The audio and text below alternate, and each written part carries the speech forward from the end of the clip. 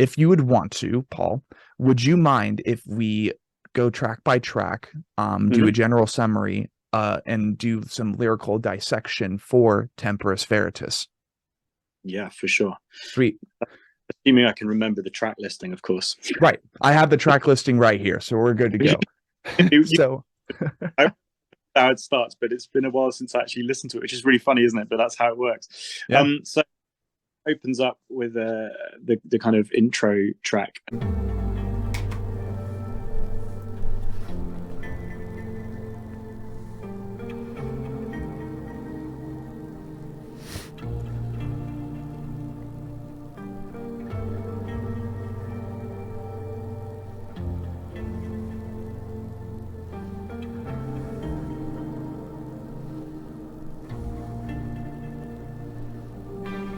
And we haven't really done. I suppose we did a really cool intro for Semaphore, but intro tracks are kind of a funny one.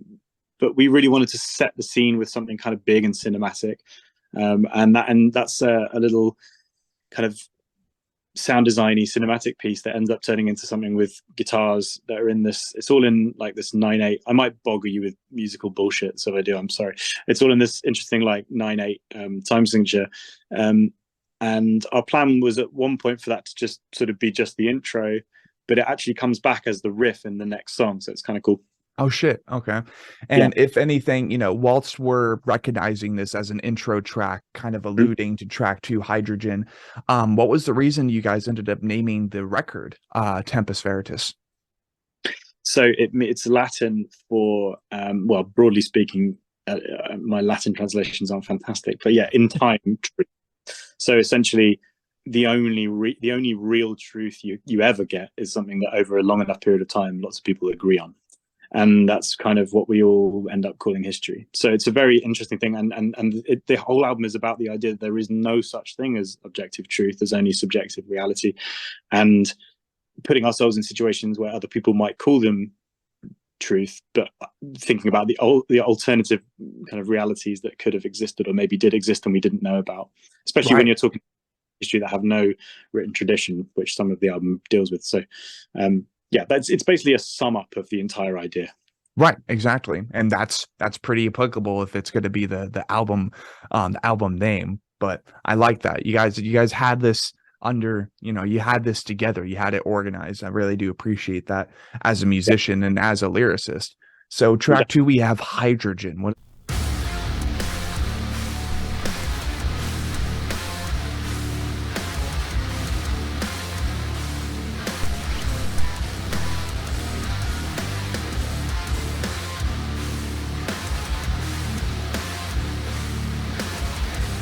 is going on here? So that's about the Hindenburg disaster. So all of these tracks have these little historical pockets, and that is, as I mentioned in the previous chat we were having about the idea there's a saboteur on board the Hindenburg who's about to blow it up but gets kind of cold feet and then gets caught and there's a fight. So from a narrative point of view, it's like just this really weird. It's probably set in about 1 second of actual time, but it's about all of the different crazy thoughts that can go through someone's mind, and it's like a poetic kind of ballad to the idea that uh, that you couldn't go through with this thing. Right. Um, yeah, set from that point of view. Sweet. And being that, this is talking about an event and, Mm-hmm. the saboteur at hand is kind of hesitant and he ends up inadvertently accomplishing what he was sent there to do in the first Mm-hmm. place. Did this song and its lyrical contents end up being a metaphor for anything specific in you or the other members' lives at the time? So none of this is ever that, but I don't think you can help but talk about your own experience because you only see the world through your own lens. That's it. So Right. whenever you write, even if I asked you to write a gibberish song right now, you'd still tell me something about the way you see the world and about how you think. And everybody's narratives are different. So even though we're collectively writing a lyric, so don't forget it's not just one person, we're all three involved in Right. that. I think on this song I probably had quite a chunk of it actually, but it varies across the record. Sometimes Yes. I'll have my head. And the yeah the it's I don't think you can help it. Is the answer to my question. I don't think you can Right. help reference the answer to your question. I don't think you can help referencing stuff, but it's not a conscious thing. No, we're not saying this is a metaphor for something that's happened in our own life. But I don't think we can help, but for that to be the case. Right. There you go. Track 3, The Raven.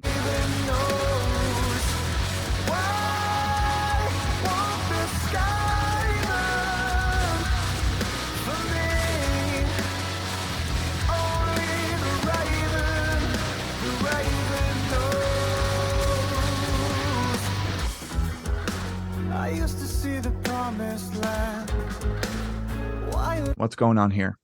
Cool. That's like one of our favorites. That's the next single that's coming out, so you got to check Oh that shit. one out. Okay. That is based on the idea that in the kind of sort of late 700s onwards, a lot of people came from Denmark. Viking settlers came to England, and that is set from the point of view of a settler who's been there and just is basically a farmer. They've lived there after the however they got there. There was obviously lots of very crazy kind of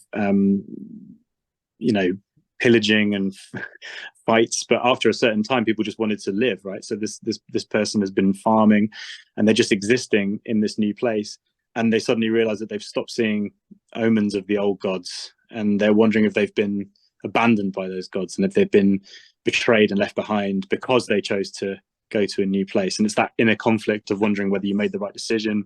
Are you being hung out to dry by your own gods, or did they just not care because you're not there? Right. No, that's interesting, and that's good for perspective, because you mentioned the subjugated realities and stuff, or like the relative realities, and that's definitely something that happens. Like, no matter what decision you make, sometimes when you make that decision, when you're there Right. as a result of your decision, sometimes you're like, did I make the right choice? Didn't, like, Of course. does everything feel right? Because sometimes, you're so confident in a decision, you're so confident in a choice, and then when you finally get there, like, you're uneasy, you're hesitant, and because it's a new environment, it's a new atmosphere that you're having to adapt to. It's a new part of your story that you were not prepared to write for, maybe. So definitely a valid standpoint, and I mean, I could definitely relate to that. So that's really cool. Track 4, Amazing. we have Last Ronin.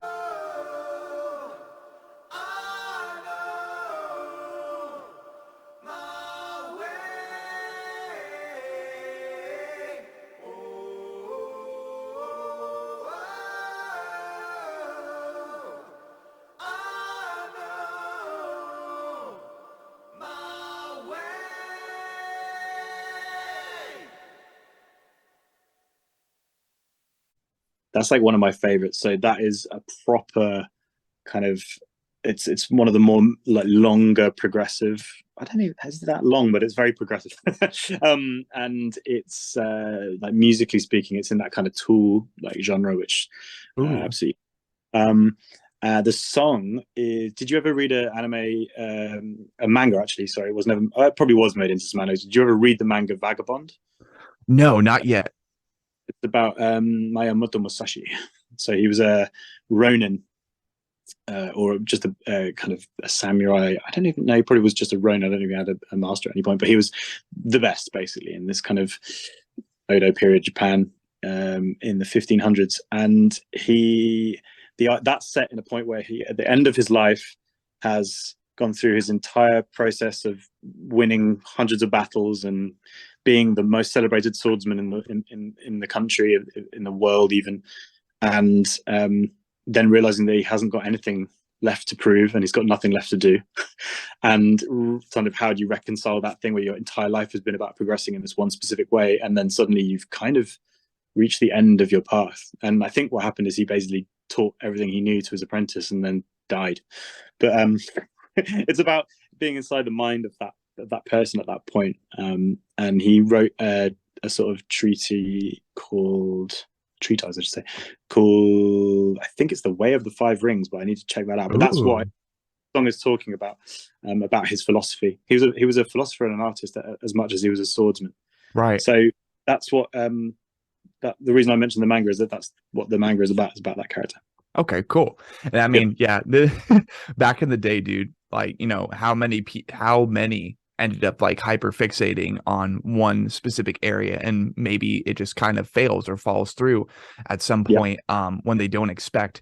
It's a good thing we have so many people today with ADHD who are trying to be jack of all trades and learning as much as possible in like all relative aspects that also align with one path. For example, you just like becoming a musician, but also learning how to produce, going to university, becoming a singer as well, and then doing those two at the same time, as well as being a frontman, as well as participating in podcast sessions very similar to this. I don't know if there have been any predecessors.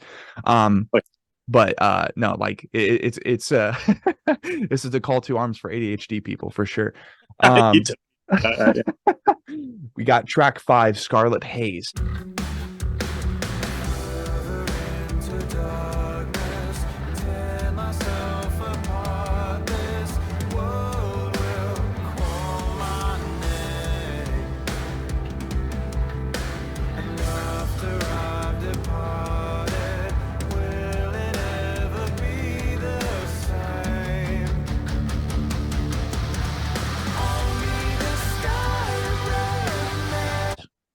So that's gonna be the main focus track when the album drops, and it's way more on the mellow, like kind of huge ballady sort of side of things. It does have some riffs as well, but I don't know if you know any of the Semaphore record. You probably don't, because I don't know if you knew about the band before this one. But No, sir. there's a song on there called "Winter Keeps Us Warm," and it's sort of in the same. This is the our version of that on this album, because I really love that huge, big melodic kind of rock song, and it's about Yuri Gagarin, the first man in space, who it's set in a moment that he's just about to crash in his test pilot flight that would end up killing him, and he's spinning out, looking up at the stars that he's just realizing he's never going to get to see again. So it's quite a sort of bleak, but it's the lyric is you know, it's about saying I won't grow old, but I've learned to fly, which is That's quite a cool. cool. Yeah. So it's quite an interesting little. I doubt that he was actually that introspective in that moment, but that's where it was. That's where the headcanon is. That's okay. that's So that's what that's about. sweet. We got track 6, Deny the Sun. This new sedition is yours to make. Our true religion unfolding in this position. What would it take? Your freedom, your life for the Godhead. I wish I could be persuaded by my mind. Which we've already talked about a little bit. Yes, that's about Pope Urban VIII was his name, being confronted by Galileo with the information that the ancient idea of the Earth being in the middle was about to be outdated by heliocentrism. So yeah, that's about essentially what that's about. In a bigger sense, though, is wrestling with the demons of what you know to be true versus what you suspect might be a new truth.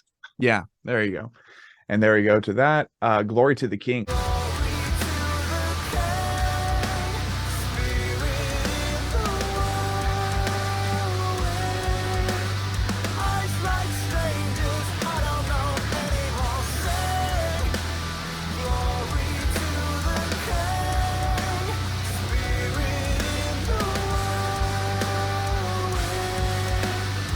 Which is like probably, the second single that's come out so far, but one of my favorites thus far. Glory to the King. What do we got going on here? You're gonna love these ones. So this is about the sort of like Mesoamerican Mayan Emperor Montezuma, who at the time Hernan Cortez turns up from Spain as this kind of conquistador and explorer, and the people of Montezuma don't know what to do with this guy turning up these massive ships. It would have been like being invaded by aliens, right? They've never seen it. So they assume he must be the feathered serpent god Quetzalcoatl, of course, and they worship him as a god until they see him bleed, and then they realize that he must in fact be a human, and then they fight and go to war and kill him. So that's the story of that, which is completely fictional in a lot of ways, except for the fact that these people existed and it's based on, because this is what I was talking about earlier. You're not always dealing, like with the Viking stuff, you're not dealing with a written tradition. You're dealing with, like, at best, like mythology and legend and oral traditions, songs, things like that. And this is the same thing. We know that the people existed because there's some records of those things, but it's pretty hazy what the conversations would have been like. So that's why it's really interesting. You can just make up these stories. But I love the idea that it's written from this guy who feels completely affronted by the fact that he's just found out somebody who was worshipping as being this otherworldly, like, holy creature is actually just a normal man. Just like, do you bleed? You know, Yeah. the Batman versus Superman moment. It's show me how you bleed. Yeah. Right. We got track 8, Summit.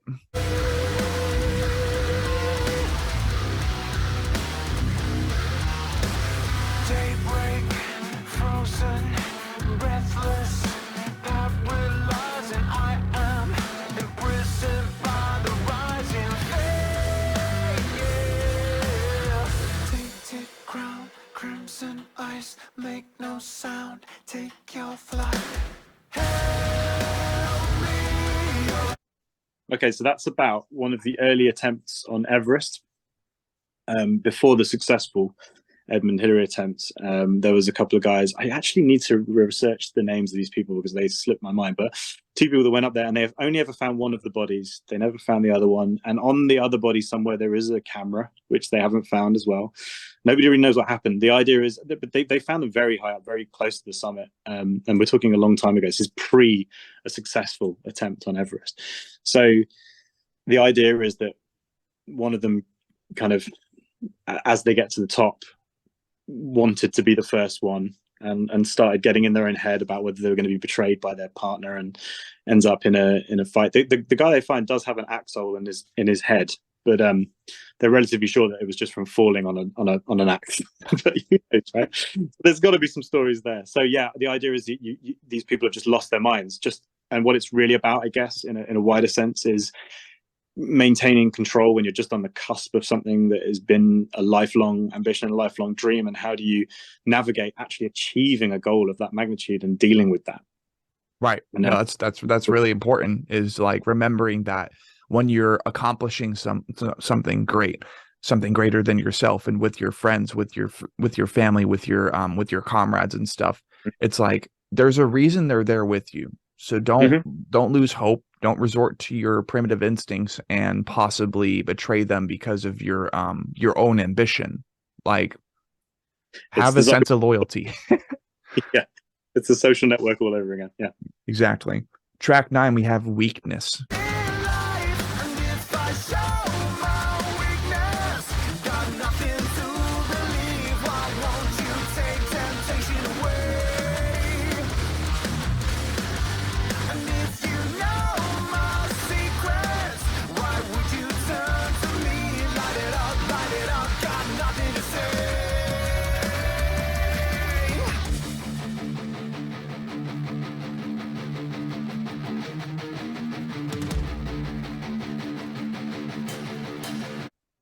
Weakness is about a Templar knight who's committed themselves to guarding the Holy Grail, like the Indiana Jones style Holy Grail.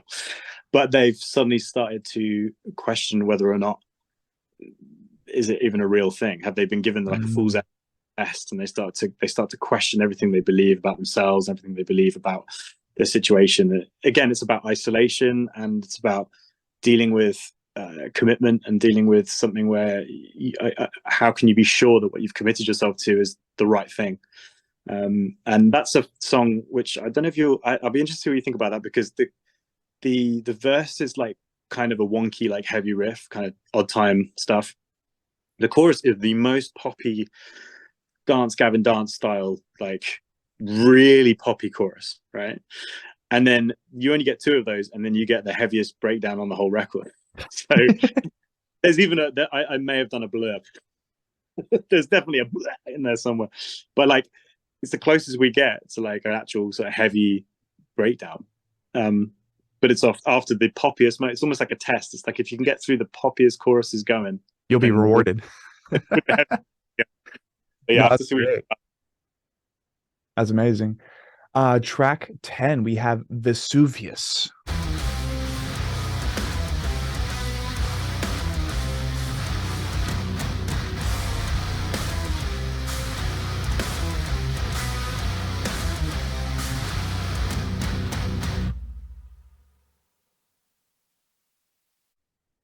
Obviously the mountain of the same name, but the idea is that there's somebody who believes wholeheartedly that they've been told by God that there's going to be this, they've seen it in a dream, there's going to be this big kind of apocalyptic moment, and nobody believes them, so they just lock them up, which means that they're locked in a cell screaming at everyone that it's going to be the end of the world, just like everyone else is locked in, who's locked in cells is probably screaming it's going to be the end of the world.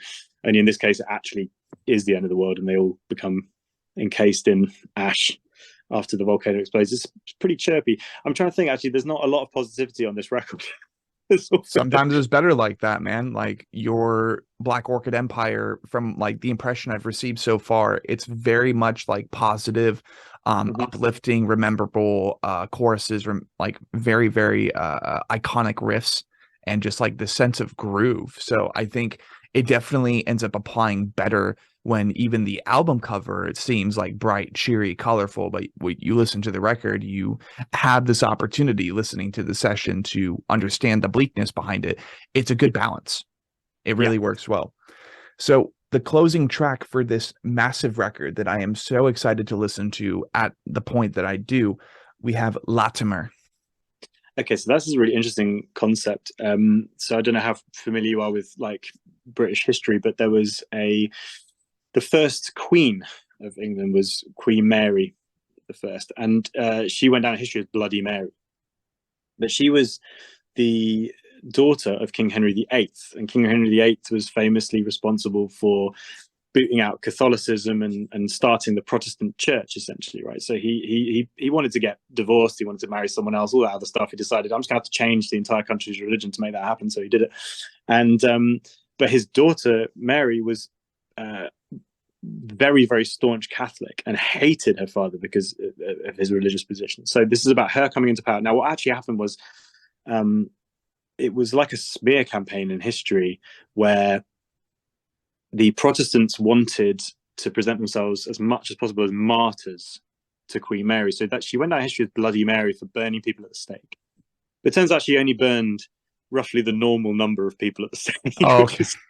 which is quite a lot of people. It's like a couple of hundred people. But she got this reputation, and it's partly about smearing her because she was the first queen, I think, and partly because it was a way of securing long term the demise of Catholicism in the UK, which is quite interesting. And so the song is written from the point of view of a guy called Hugh Latimer, who was a Protestant who was being burned at the stake. And there's record of this. This is a real person that really happened. And it's his point of view when he's like, bring it on, because if you martyr me, it will secure my religion forever. And that's pretty much what happened. So it's quite an interesting, but it's being right inside the head of a guy who's being put to this, been burned at the stake, but for reasons he believes are good ones. And he's kind of stoked on the whole idea, which is mad. Yeah, that's crazy, dude. And like, what a great way to wrap up a record, because like, you're telling the story of someone who in the end is just like absolutely comfortable and confident in what they're saying and what they're believing, and is even willing to die for that mindset. You find that these days plenty of people are still like that, but also plenty of people aren't. Plenty of people are shaky with their beliefs. They're shaky with their ideologies, because it's survival of the fittest. And now this has been something throughout all of human history, really. It's like it could even break down to your beliefs that get you killed, right? And I mean, just remembering to be comfortable. And I think one way that I can apply my ideologies and philosophies to this is that no matter the hundreds of changes that you make to yourself, there will always be like 100 people to spit in your face and to try to tear you down, whether it be friends, family, or absolute strangers. So it's like this song ends up being one of those musical efforts that kind of concretes that, endorses it, supports it, backs it up, provides it a spine, provides it a backbone.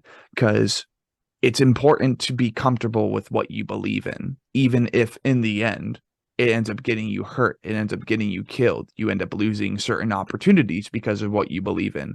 And I mean, for Black Orchid Empire and for the rest of this record, it's like this could easily be a way of saying we are Black Orchid Empire, we are comfortable with what we're doing right now, we're constantly trying to expand, but you know, we kind of die on this hill as far Yeah. as what we do and how strange and how different our music can be.